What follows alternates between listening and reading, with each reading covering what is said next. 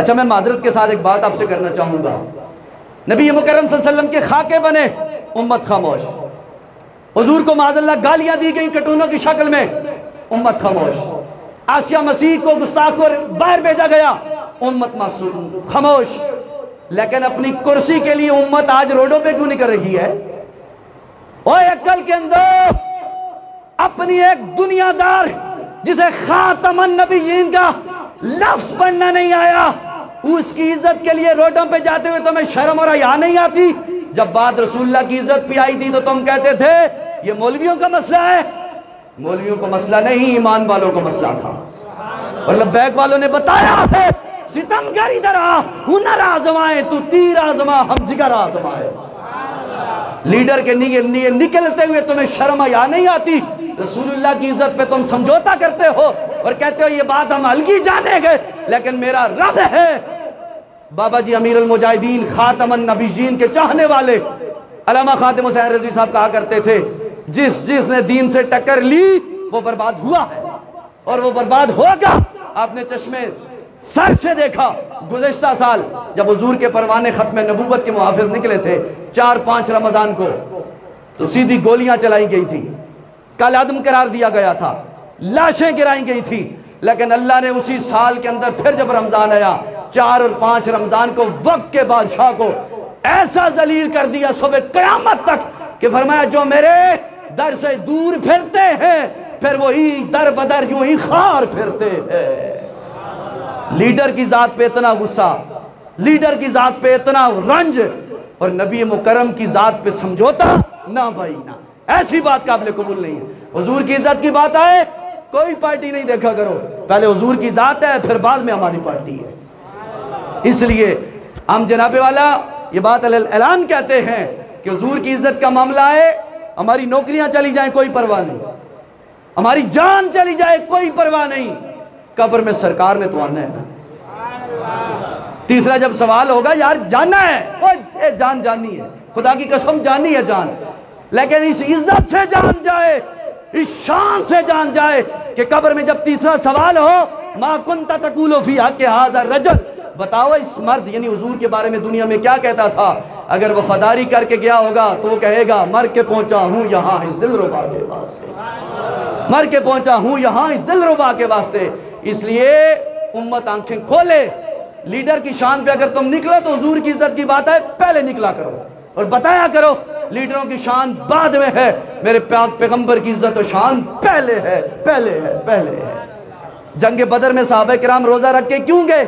انہیں کوئی لائق کے ساتھ عزت و احترام و تکریم میرے نہایت واجب القدر عزتوں کے لائق ابابِ وقار قرب و جوار دور نزدیک سے آئی ہوئی ہے معززین علاقہ، سرکار دو جہان صلی اللہ علیہ وآلہ وسلم کے غلام و دیوانوں اور شمع رسالت کے پروانوں، ذی قدر سامعین و حاضرین و ناظرین، مالک کریم کی بارگاہ میں دعا کرتا ہوں اللہ کریم ہم سب کا آنا مل بیٹھنا اپنی بارگاہ میں قبول منظور فرمائے، ہمارے روزے، نماز تراویح، صدقات و خیرات، نیک عمل اللہ اپنی بارگاہ میں شرف قبولیت عطا فرمائے، اور رمضان کے مقدس مہینے کے صدقے اللہ کریم ہمیں جب تک زندہ رکھے حالت ایمان پر زندہ رکھے، اسلام پہ زندہ رکھے اور خاتمہ بالخیر فرمائے، امین بجائے نبی الامین۔ آج تقریباً 14 رمضان مبارک ہے اور رمضان الشریف کا دوسرا جمعہ اپنی منزل کی طرف رواں دواں ہے۔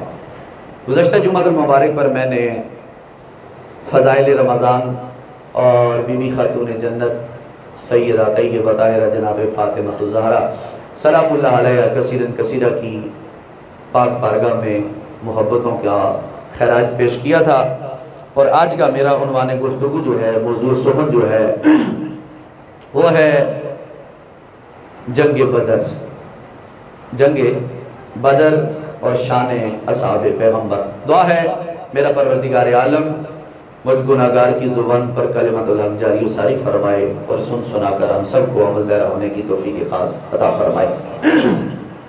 جنگ بدر یہ ایک اہم موضوع ہے اور بڑا انتہائی مشکل ترین موضوع ہے۔ اس موضوع میں آپ کو بڑی چیزیں انشاءاللہ سیکھنے میں ملیں گی، دیکھنے میں ملیں گی اور محسوس کرنے میں ملیں گی۔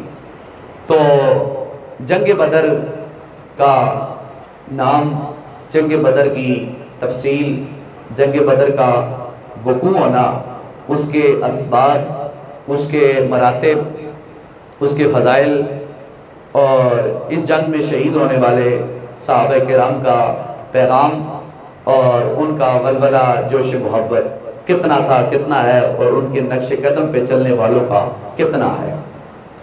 تو آئیے جو میں نے سورہ آل عمران میں سے آیات بینات کا ایک حصہ تلاوت کیا ہے اس کی طرف آپ توجہ ذرا دیں۔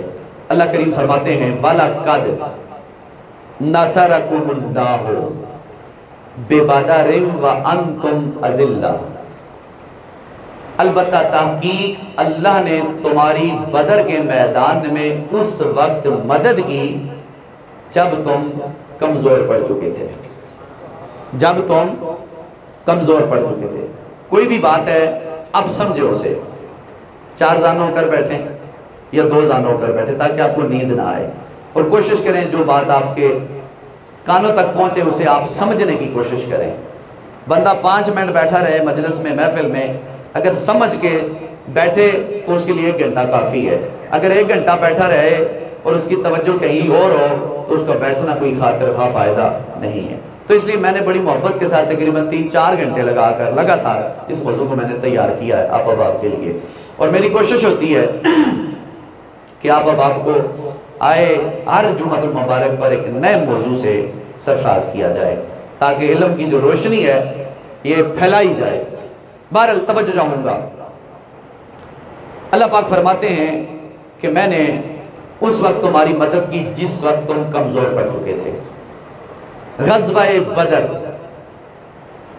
آپ سماعت فرمائیں کہ غزوہ اس مہم کو کہتے ہیں جس میں خود رسالت مآب صلی اللہ علیہ وآلہ وسلم بنفس نفیس شریک ہوں، اسے غزوہ کہا جاتا ہے۔ بولو علی ہلکی بولو ذرا سبحان اللہ۔ اس مہم کو غزوہ کہا جاتا ہے جس میں خود نبی پاک علیہ السلام بنفس نفیس شریک ہوں، اسے غزوہ کہا جاتا ہے۔ اور اسلام کا سب سے پہلا غزوہ، پہلی جنگ کامیابی کی جو سن 2 ہجری میں لڑی گئی جنگ، اس کا نام جنگ بدر ہے۔ اسلام کی پہلی جنگ کا کیا نام ہے جی؟ جنگ بدر۔ اسلام کی دوسری جنگ کا نام ہے جنگ احد، یہ سن 3 ہجری میں لڑی گئی۔ بہرحال جنگ بدر میں مسلمانوں کو فتح ہوئی اور جنگ احد میں مسلمانوں کو شکست ہوئی۔ دونوں جنگوں میں رسول اللہ علیہ السلام بنفس نفیس شریک ہوئے۔ تو بہرحال توجہ چاہوں گا، جنگ بدر 17 رمضان المبارک کو لڑی گئی، جمعہ والے دن لڑی گئی، بدر کے میدان میں لڑی گئی۔ مقام بدر مدینہ پاک سے تقریباً 150 کلومیٹر دور فاصلے پر ایک جگہ کا نام ہے مقام بدر۔ اب علماء نے اس کی چند توجیحات کی ہیں کہ اس بدر کے میدان کو بدر کیوں کہتے ہیں؟ توجہ ہے نا، بدر کے میدان کو بدر کیوں کہتے ہیں؟ علماء کہتے ہیں دراصل بات یہ ہے، پہلا قول یہ ہے کہ یہاں پر ایک کنواں ہے، اس کنویں کا جو مالک تھا اس کا نام بدر تھا۔ اس کنویں کے مالک کے نام کی نسبت سے اس پوری جگہ کا نام کیا ہو گیا؟ بدر۔ کیا نام ہو گیا؟ بدر۔ اس وجہ سے اس جگہ کو مقام بدر کہتے ہیں، اور بدر کا لغوی معنی ہے چاند، 14ویں رات کا چاند۔ بدر منیر، منیر کہتے ہیں چمکتا ہوا، بدر کہتے ہیں چاند کو، یعنی جب 14ویں کا رات ہوتا ہے، چاند ہوتا ہے تو پوری آب و تاب کے ساتھ وہ چمک رہا ہوتا ہے، تو اس لیے بدر کا ایک معنی ہوا چاند، بدر منیر چمکتا ہوا چاند۔ اور بدر کو بدر اس لیے کہتے ہیں کہ اس جگہ کا کسی شخص کے نام کی وجہ سے اس جگہ کا نام پڑ گیا بدر۔ مقام بدر مدینہ پاک سے 150 کلومیٹر فاصلے پر یہ جگہ موجود ہے۔ اچھا اب توجہ فرمائیں، بدر کے میدان میں مسلمانوں کی تعداد کتنی تھی؟ 313۔ کتنی تھی جی؟ 313، اور کفار کی 1000 کے قریب کم و پیش۔ اور دوسری روایت میں یہ ہے کہ 950 کفار کے لوگ موجود تھے بدر کے میدان میں. یہ تو بات آپ کو سمجھ آ گئی. اچھا، غزوہ بدر ایک تاریخی جنگ ہوئی مسلمانوں اور کفار کے درمیان. اس بدر کے میدان میں ابو جہل بھی شامل تھا، عتبہ بھی شامل تھا، عتیبہ بھی شامل تھا، امیہ بن خلف بھی شامل تھا. بڑے بڑے کافروں کے سردار بھی اس جنگ میں شریک ہوئے. جنگ بدر میں 17 رمضان المبارک کو لڑی گئی، جمعے والے دن لڑی گئی، اور اللہ نے بدر کے میدان میں مسلمانوں کو فتح عطا فرمائی. ایک روایت میری نظر سے یہ بھی گزری کہ سوموار والے دن لڑی گئی. تو بہرحال جس دن بھی لڑی گئی، ہمارا ایمان ہے جنگ بدر کے اس عظیم و شان مارکے پر. اب یہ جنگ بدر لڑی گئی. کوئی بھی چیز ہوتی ہے اس کے کوئی اسباب ہوتا ہے. لڑائی ہوتی ہے تو پہلے پوچھا جاتا ہے لڑائی کیوں ہوئی، فساد ہوا، فساد کیوں ہوا، آپ نے روزہ نہیں رکھا کیوں نہیں رکھا. یعنی ہر چیز کی حقیقت کے لیے پیچھے کوئی نہ کوئی بات ضرور ہوتی ہے. توجہ چاہوں گا. اب جنگ بدر کا میدان لگا کیوں، میدان بدر لگا کیوں، اور میدان بدر میں 14 صحابہ شہید ہوئے. کتنے؟ 14 صحابہ شہید ہوئے. اور کافر 70 کافر مارے گئے، 70 کافر میدان بدر میں گرفتار کیے گئے مسلمانوں کے ہاتھوں. اب توجہ چاہوں گا، آخر کیا بات تھی کہ میدان بدر لگایا گیا. رسول کریم علیہ السلام اپنا نازک عظیم الشان جسم، ہاتھ میں تلوار لے کر خود کافروں کا مقابلہ کر رہے ہیں. آخر بات کیا تھی؟ کہہ دو سبحان اللہ. میدان بدر کا یہ مارکا سجا کیوں، میدان لگا کیوں؟ دراصل اس کی دو باتیں ہیں جو علماء نے لکھی ہیں حدیث کی روشنی سے، کہ نبی کریم علیہ السلام کی ایک صحابی ہیں حضرت عبداللہ بن حجش رضی اللہ تعالی عنہ. انہوں نے کفار مکہ کے خضرمی نامی شخص کو پکڑ کر قتل کر دیا. حضور کے ایک صحابی نے، خضرمی نام تھا اس کا کافر کا، جس کو پکڑا کس نے؟ عبداللہ بن حجش نے. پکڑ کر کیا کیا؟ قتل کر دیا. کفار مکہ کو جب یہ خبر پہنچی، قریش مکہ کو، کفار مکہ کو، کہ مسلمانوں کے نبی کے ماننے والے نے ہمارے بندے کو قتل کر دیا، جب یہ بات پہنچی ابو جہل، عتبہ، عتیبہ، شیبہ، امیہ بن خلف، ابو سفیان کے پاس، تو وہ آگ بگولا ہو گئے. ہمارا بندہ مسلمانوں کے نبی کے بندے نے قتل کر دیا ہے. انہوں نے نعرہ لگایا کہ ہم انتقام لیں گے. ہم کیا کریں گے؟ انتقام لیں گے. یہ خبر ابو سفیان کو شام کے علاقے میں پہنچ چکی. توجہ چاہوں گا، جزاک اللہ شہد بھائی، اللہ تعالیٰ برکت عطا فرمائے. جب یہ خبر پہنچی تو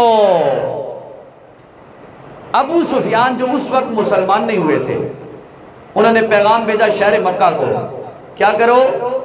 لوگوں کو اکٹھا کرو، اور اکٹھا کرنے کے بعد انہیں یہ کہو کہ ہم تاجدار مدینہ رحمت عالم صلی اللہ علیہ وسلم سے ٹکر لیں گے، اور معاذ اللہ ہم ان کے ماننے والے اور چاہنے والوں کو نیست و نابود کر کے رکھ دیں گے. ایسی جنگ کا بازار قائم کیا جائے گا کہ قیامت تک یاد رکھا جائے گا کہ کون جیتے گا اور کون ہارے گا. لیکن انہیں خبر نہیں کہ یہ رسالت مآب اللہ کا محبوب ہے، جس کے اشاروں پر چاند کلیجہ چیر دیتا ہے، ڈوبا ہوا سورج واپس پلٹ دیا جاتا ہے. اللہ اکبر.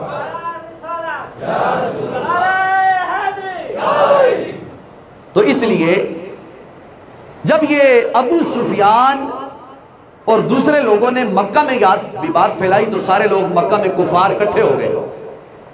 جب اکٹھے ہوئے تو انہوں نے مکہ سے نکلنا شروع کیا. اب ادھر رسول اللہ صلی اللہ علیہ وسلم کو یہ خبر مل چکی کہ کافر اکٹھے ہو رہے ہیں. مصطفیٰ کریم علیہ السلام نے صحابہ پیغمبر کو بلایا، چند لوگوں کو بلایا حضور نے. توجہ کے ساتھ بلایا، بلا کر رائے لی، مشورہ لیا. عبداللہ بن عجش کو بلایا. حضور بڑے پریشان ہوئے، رنجیدہ ہوئے کہ عبداللہ بن عجش آپ نے خضرمی کافر کو مارنا نہیں تھا. کیوں؟ انہوں نے مارا ہے رجب والے مہینے میں خضرمی کافر کو، اور اس وقت حرمت والے جو 4 مہینے کہلائے جاتے تھے، ذوالقعدہ، ذوالحج، محرم اور رجب، ان مہینوں میں جنگ و جدال، مار کٹائی منع تھی. اور اس منع والے مہینے میں عبداللہ بن عجش نے خضرمی کافر کو قتل کر دیا. حضور کو جب خبر ملی تو حضرت حضور نے پریشانی کا اظہار کیا، فرمایا تم نے ایسا نہیں کرنا تھا. صحابہ نے بھی عبداللہ بن عجش کو اظہار برہمی سے کہا کہ تم نے ایسا نہیں کرنا تھا. بہرحال جو ہو گیا ہو گیا. سرکار نے صحابہ کرام کو بلایا، فرمایا کافر تیار ہے، بڑی آب و تاب کے ساتھ، ان کے پاس جنگی سامان بھی موجود ہے، ان کے پاس اپنی اسلحے کی طاقت بھی موجود ہے، بندوں کی طاقت بھی موجود ہے، ہم کیا کریں؟ حضور کے پاس اس وقت جو روایت کے اندر آتا ہے چند صحابہ موجود تھے، جن میں سے 3 کے نام ہائی لائٹ ہیں، وہ سنے اور دیکھے جاتے ہیں. میرے سرکار نے ابو بکر صدیق سے کہا، ابو بکر جی آقا. فرمایا کیا کیا جائے؟ قافلہ تیار ہے کفار کا، کیا کیا جائے؟ ابو بکر صدیق نے کچھ پیغام دیا. حضور نے اس پیغام کی طرف توجہ نہیں دی، اعراض کیا. عمر فاروق سے کہا، عمر کیا کہتے ہو؟ آپ نے بھی اپنی رائے دی، لیکن سرکار نے پسند نہیں کی، سرکار نے اعراض کیا. اسی اثناء میں ان صحابہ میں بیٹھے ہوئے حضرت سعد بن عبادہ رضی اللہ تعالیٰ عنہ کھڑے ہو گئے. عرض کہ یا رسول اللہ لبیک، میں حاضر ہوں میرے سرکار. حضور آج اس ذات کی قسم ہے جس کے قبضہ و اختیار میں مجھ سعد بن عبادہ کی جان ہے، میرے آقا آپ حکم کریں، آپ اشارہ کریں، ہم گھوڑوں پہ بیٹھ کر گھوڑے سمندروں میں ڈال دیں گے آپ کے حکم پر. آپ اعلان کریں جہاد کا، آپ علم بلند کریں جہاد کا، ہم آپ کے ساتھ ہیں. جس مقام پر بھی بھیجنا چاہیں ہم اپنی جان بھی لے کے جائیں گے اور اپنے جناب والا مال بھی لے کر جائیں گے، اور آپ کی عزت و ناموس پہ کوئی فرق آنے نہیں دیا جائے گا. جب حضرت سعد بن عبادہ کھڑے ہوئے نا، آپ نے ایسا ولولہ انگیز جملے بولے تو سرکار نے پھر کیا کہا؟ سرکار نے اعلان کیا میرے سارے غلام اکٹھے ہو جاؤ. سارے اکٹھے ہو گئے. جب سارے اکٹھے ہوئے، سرکار دو عالم صلی اللہ علیہ وسلم نے سب سے فرمایا کیا کہنا چاہتے ہو، کیا کیا رائے آپ کی؟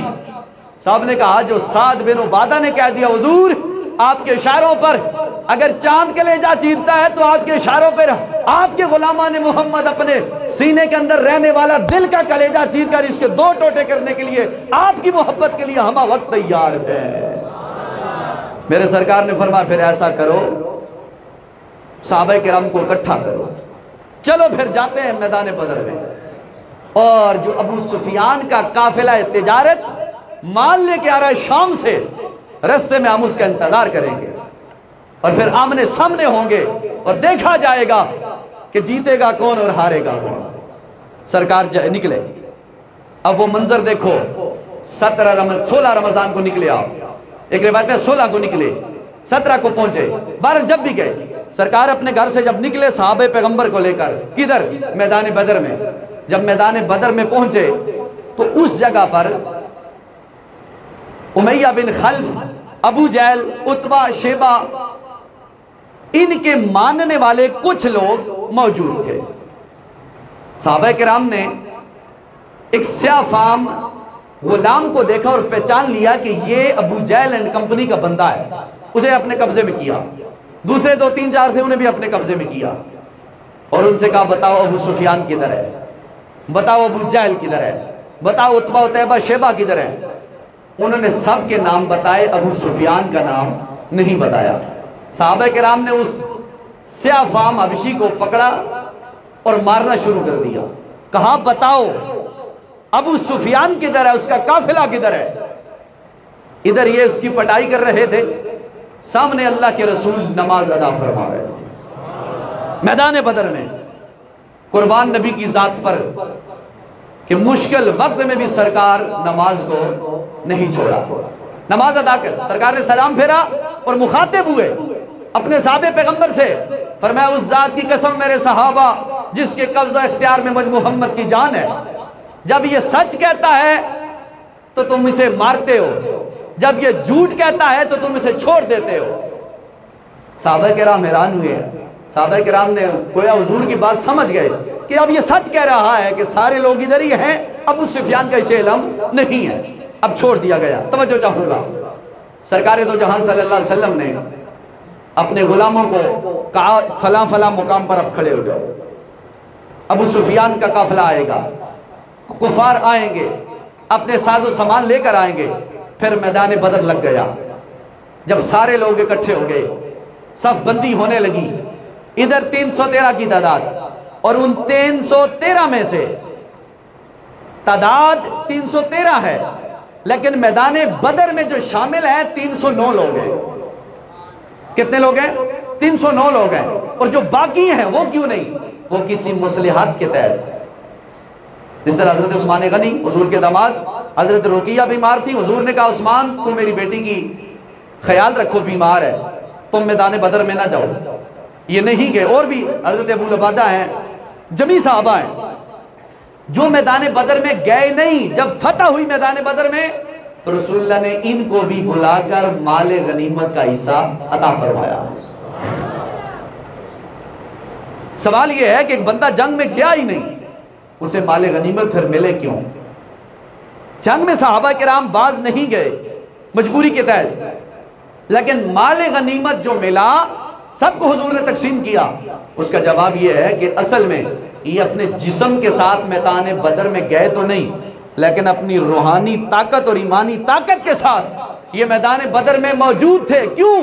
یہ جاتے وقت ان کا تہیہ تھا کہ ہم حضور کے ساتھ جائیں، حضور نے خود انہیں منع کر دیا تھا تم نہ جاؤ، تم اپنی اپنی فلاں فلاں جناب والا معمولات کو درست کرو، خدا جانے اور خدا کا مصطفیٰ جانے۔ اس لیے کہ یہ گئے نہیں تھے، لیکن ان کا ایمان وہاں پہ موجود تھا، ان کی نیت تھی کہ ہم میدان بدر میں جائیں اور حضور کے نام پہ اپنی جان کے نذرانے پیش کریں۔ تو بہرحال حضور نبی رحمت صلی اللہ علیہ وسلم نے صف بندی فرمائی، میدان بدر لگ گیا، ادھر 313 میں سے 309 بندے موجود ہیں، ادھر 1000 کا لشکر موجود ہے، ادھر تلواریں بھی بہت کم ہیں، نیزے بھی بہت کم ہیں، اور بندوں کی تعداد بھی بہت کم ہے۔ آپ اندازہ لگاؤ 309 کی دور 1000 کی دور، کتنا بڑا روب ہوتا ہے بندوں کا، کتنا بڑا روب ہوتا ہے۔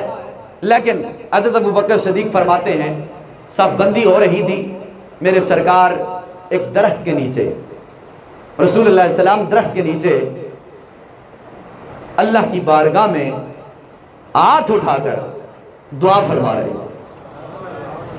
تاجدار مدینہ سرور و قلب و سینہ رحمت کونین صلی اللہ علیہ وآلہ وسلم کے پیارے صحابی اور پیارے غلام سسر مصطفیٰ حضرت ابو بکر صدیق فرماتے ہیں ایمان والے ہو، میدان بدر کی صف بندی ہو رہی تھی، میرے سرکار تو جہاں درخت کے نیچے آپ کی سرکار کے جناب والا اپنے نورانی ید اللہ والے ہاتھ اٹھا کر مالک کی بارگاہ میں دعا کر رہے تھے، اے میرے مالک الملک اپنا کیا ہوا وعدہ پورا فرما، آج میرے غلاموں کی اور میری مدد فرما، اگر وعدہ پورا نہ کیا گیا تو تیری عبادت کرنے والے لوگ دنیا میں موجود نہیں رہیں گے۔ سرکار دو جہاں صلی اللہ علیہ وآلہ وسلم اپنے نورانی ید اللہ والے وما رمیت اذ رمیت ولکن اللہ رما والی انگلیوں والے پیارے ہاتھ اٹھا کر اپنے پیارے خالق و مالک کی بارگاہ کے اندر یہ دعا کر رہے تھے۔ ابو بکر صدیق فرماتے ہیں اس پیار اور محبت کے ساتھ دعا فرما رہے تھے کہ آپ کی جو کملی مبارک تھی وہ جناب والا کاندھوں سے سر کر نیچے آ رہی تھی۔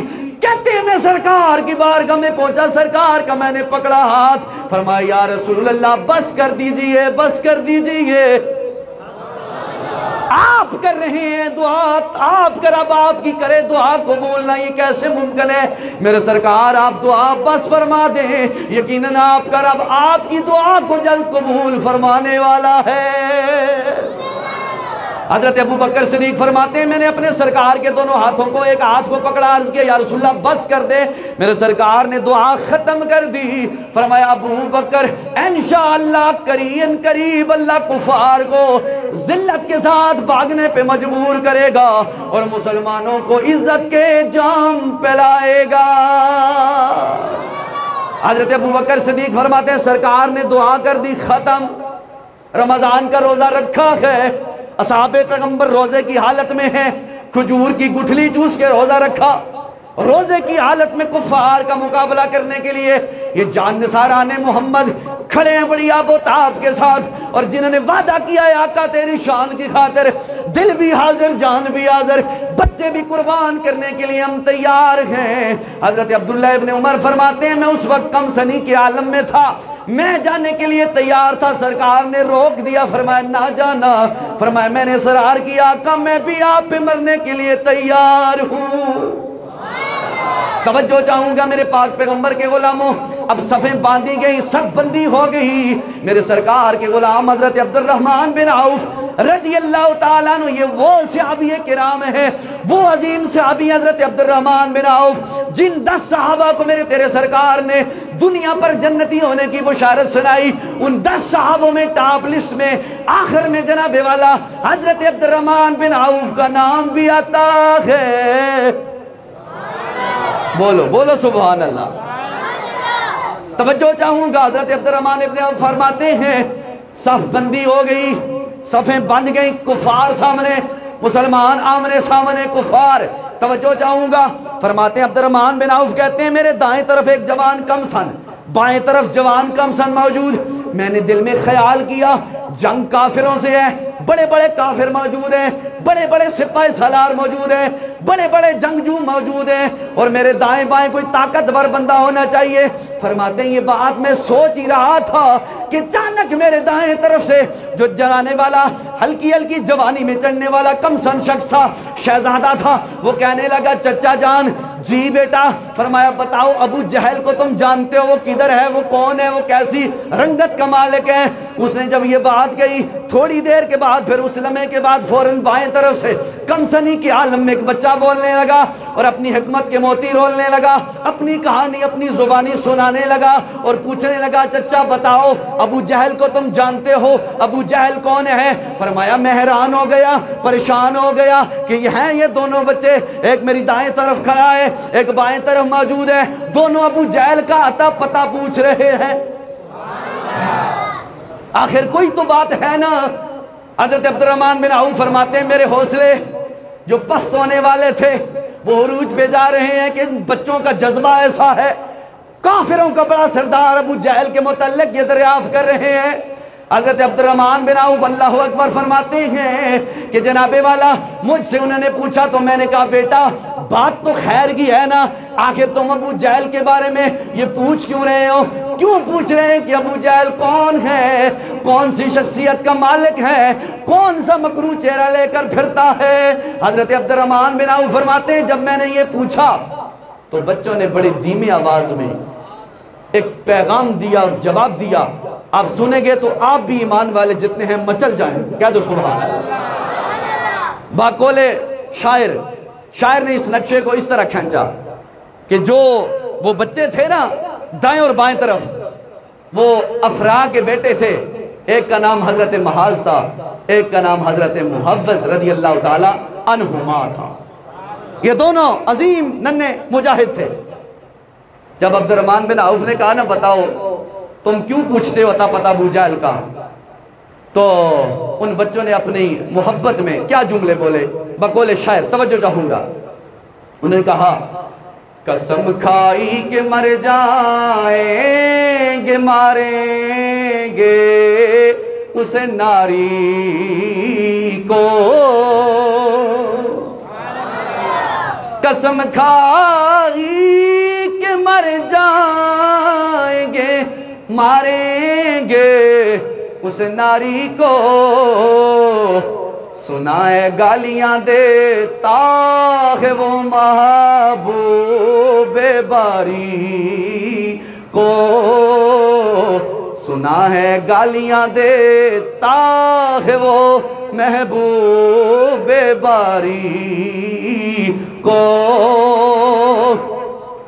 अब्दुर्रहमान बिन औफ ने जब ये बात सुनी तो आपने हैरत के लम्हों में कहा उस तक कैसे पहुंचोगे, हालांकि फौज का दस्ता उसकी हिफाजत कर रहा है, फौज का दस्ता उसकी हिफाजत पर मामूर है, कैसे उस तक पहुंचोगे।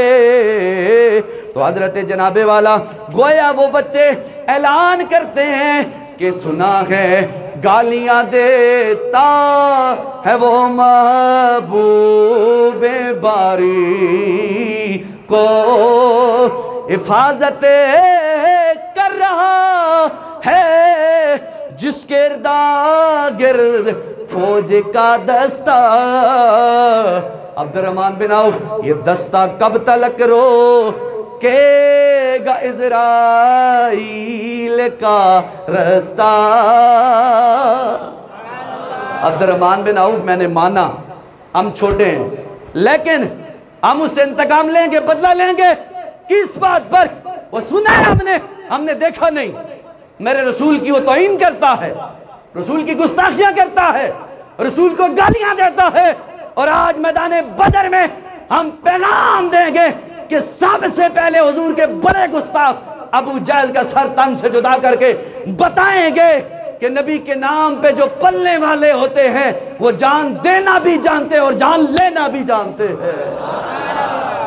अब्दुर्रहमान बिन औफ कहते हैं मेरे जिस्म में जान आ गई, जान आ गई, जज्बा। वाह साहबे पैगंबर की औलाद, तुम्हारा जज्बा कैसा था?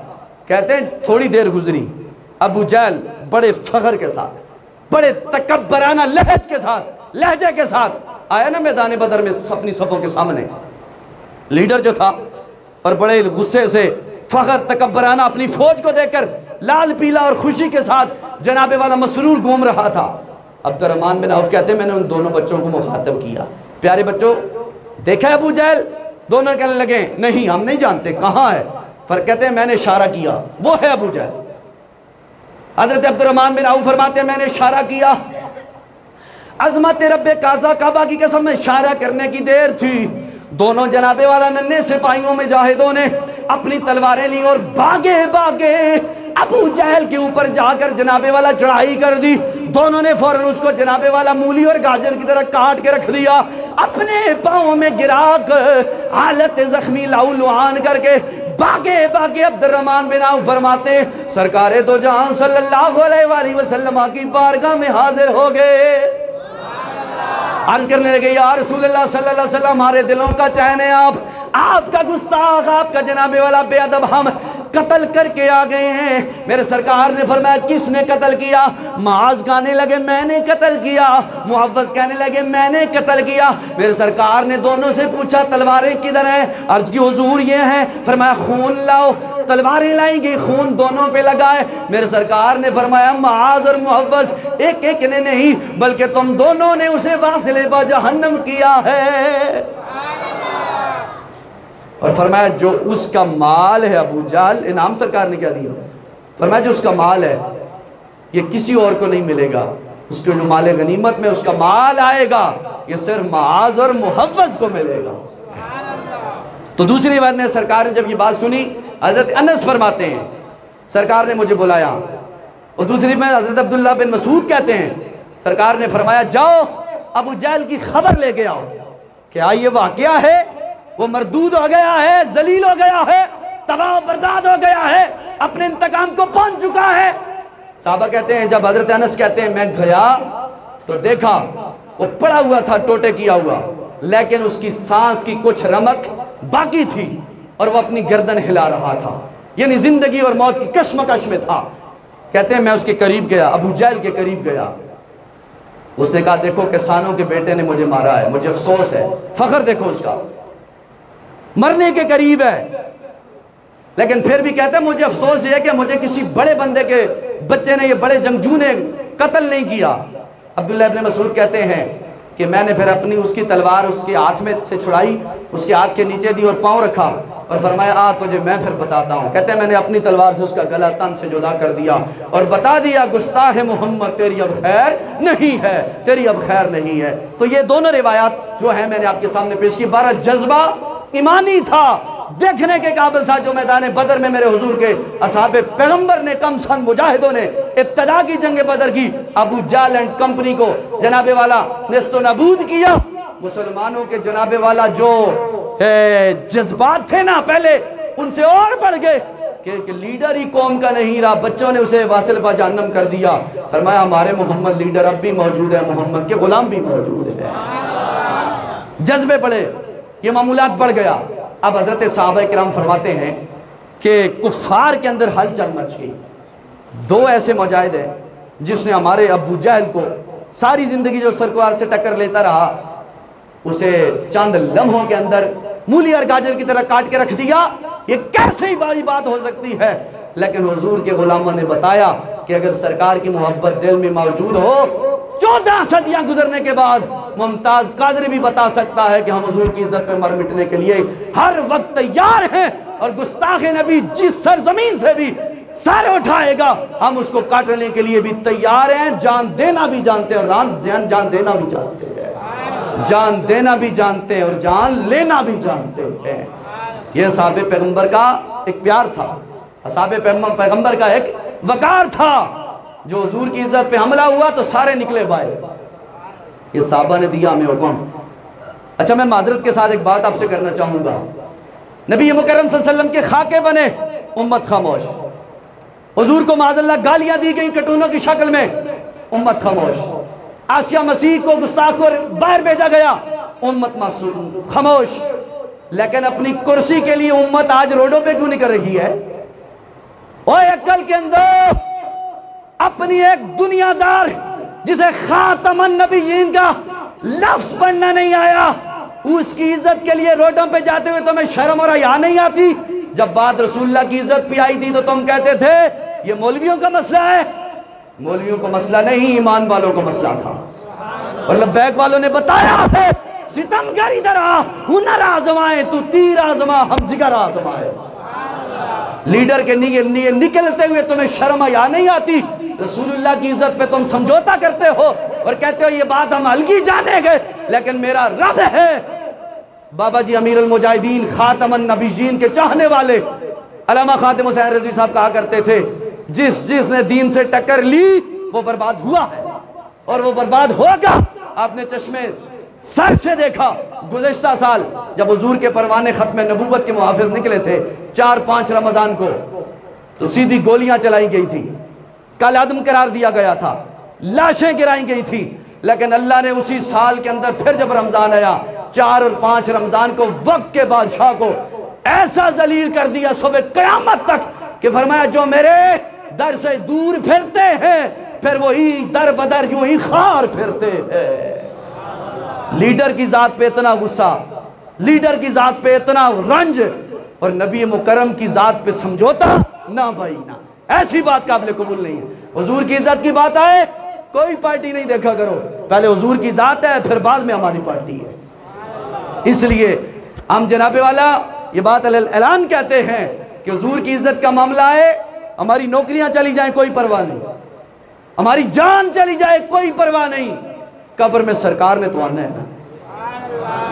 تیسرا جب سوال ہوگا یار جاننا ہے، وہ جان جانی ہے، خدا کی قسم جانی ہے جان، لیکن اس عزت سے جان جائے، اس شان سے جان جائے کہ قبر میں جب تیسرا سوال ہو ما کنت تقول فی حق ھذا الرجل، بتاؤ اس مرد یعنی حضور کے بارے میں دنیا میں کیا کہتا تھا؟ اگر وفاداری کر کے گیا ہوگا تو وہ کہے گا مر کے پہنچا ہوں یہاں اس دلربا کے واسطے، مر کے پہنچا ہوں یہاں اس دلربا کے واسطے۔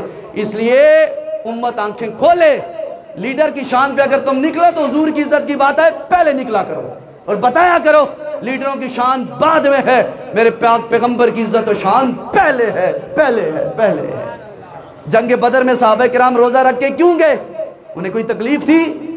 اس وجہ سے گئے کہ کفار دین کا رستہ روک رہے تھے۔ خانہ کعبے کو حضرت صحابہ کرام کہتے ہیں، حضرت سعد بن معاذ کہتے ہیں انصاری، میں طواف کعبہ کے لیے جا رہا تھا مجھے روک لیا، کہا مسلمانوں کو طواف کعبہ نہیں کرنے دیں گے۔ سرکار کو یہ خبر ملی، سرکار نے فرمایا اچھا آؤ پھر طبل جنگ بجاتے ہیں، میدان جہاد علم بلند کرتے ہیں۔ سرکار نے علم جہاد بلند کیا اور پھر رب نے بتا دیا تم 313 ہو کر نکلو گے، تمہاری مدد کے لیے میں فرشتے بھیج کر تمہیں فتح عطا فرماؤں۔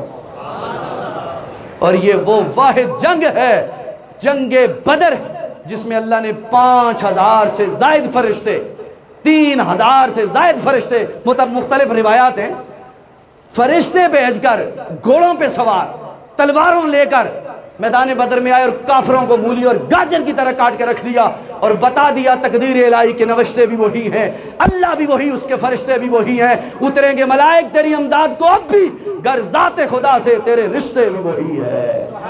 خدا کی ذات سے رشتے منسلک کرو، جوڑو، پھر عرش والا رب فرش والوں کی مدد بھی فرماتا ہے اور عزتوں سے بھی مالا مال فرماتا ہے۔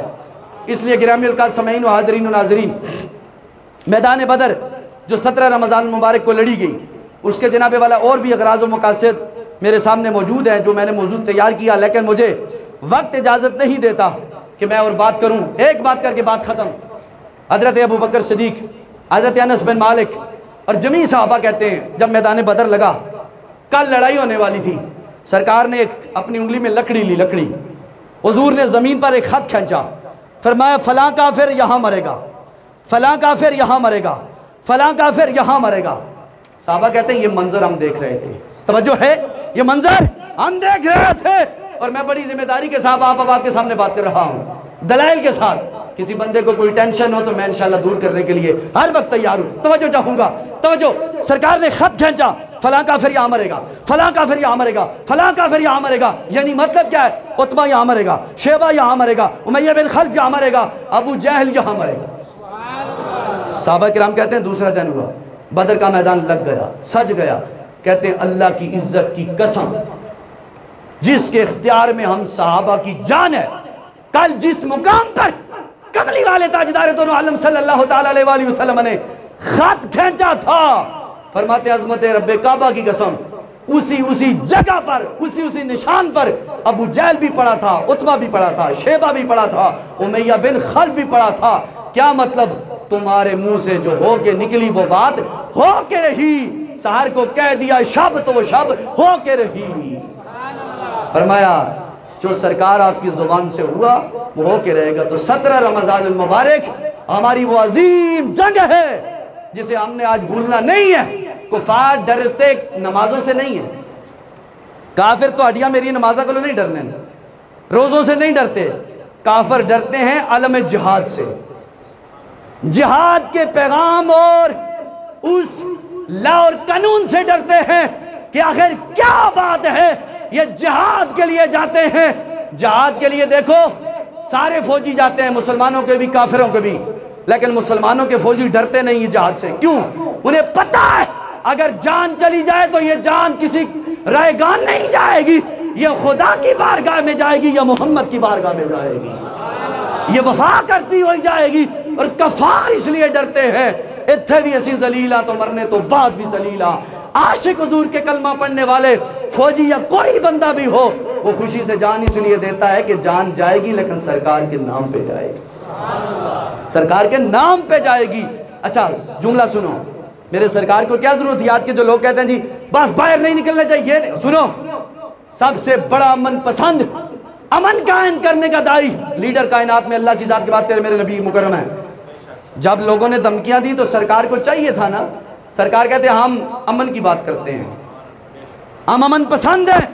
نہیں صحابہ بیٹھ جاؤ، اوہ میرے سرکار نے 2 نمبر صوفیوں، مولویوں، جیلی پیروں اور جیلی سیاسیوں کا رگڑا تلوار میں ہاتھ لے کر بتا دیا، فرمایا جب بات آئے گی محمد کی ذات کی، جب بات آئے گی محمد کی قرآن کی، تو محمد خود تلوار لے کر میدان میں بھی جائے گا اور کفار کو قتل کرے گا اور اپنے غلام شہید کروا کے بتائے گا کہ جناب والا جو نام محمد کی شان پہ مر مٹنے کا جذبہ رکھتے ہیں وہ جیئیں گے بھی مزے سے، مریں گے بھی مزے کے ساتھ۔ اس لیے جان جانی ہے، روزہ رکھ کر جان جانی ہے، بغیر روزے کی بھی جان جانی ہے، لیکن یہ کوشش کرو پابندی کے ساتھ روزہ رکھو، وفاداری رسول اپناؤ، 5 وقت کے نمازی بن جاؤ، ماں باپ کا احترام کرو، حیا کی زندگی گزارو، اور پھر دیکھو جب قبر میں آپ جائیں گے محمد کے غلام بن کر، قبر بھی استقبال کرے گی، یہ محمد کا دیوانہ آ رہا ہے، شمع رسالت کا پروانہ آ رہا ہے۔